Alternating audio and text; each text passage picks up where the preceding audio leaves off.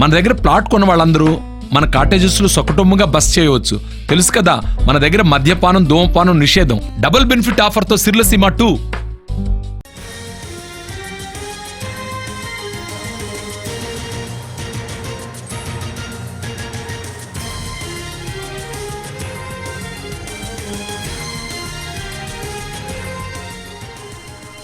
Assembly అభ్యర్థుల ప్రకటనలో వేగం పెంచింది జనసేన. మొత్తం 21 స్థానాలలో పోటీ చేస్తున్న జనసేన ఇప్పటి వరకు 18 మంది అభ్యర్థులను ప్రకటించింది.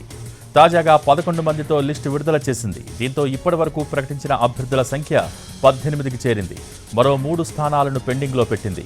విశాఖ సౌత్, అవనిగడ్డ, పాలకొండ నియోజకవర్గాలకు అభ్యర్థులను అనౌన్స్ చేయాల్సి ఉంది.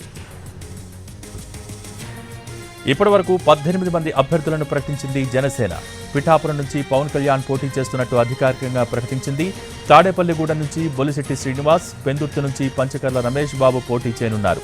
ఇక నెల్లిమర్ల లోకం మాధవి, అనకాపల్లి నుంచి కొనతాల రామకృష్ణ, కాకినాడ రూరల్ పంతం నానాజీ, రాజానగరం బత్తుల బలరామకృష్ణ, తెనాల నుంచి నాదెండ్ల మనోహర్, నిడదవోలు నుంచి కందుల దుర్గేష్, యలమంచల నుంచి సుందరపు విజయ్ కుమార్, పి గన్నవరం గిడ్డి సత్యనారాయణ, రాజోలు నుంచి దేవ వరప్రసాద్ను అభ్యర్థులుగా ప్రకటించారు.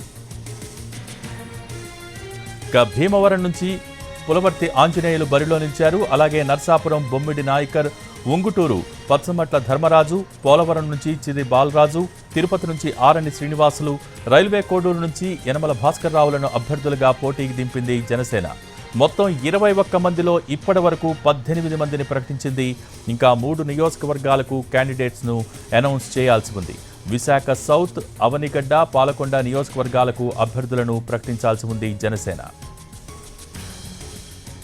అటు కాకినాడ ఎంపీ అభ్యర్థిగా తంగెళ్ల ఉదయ్ను ఖరారు చేసింది జనసేన.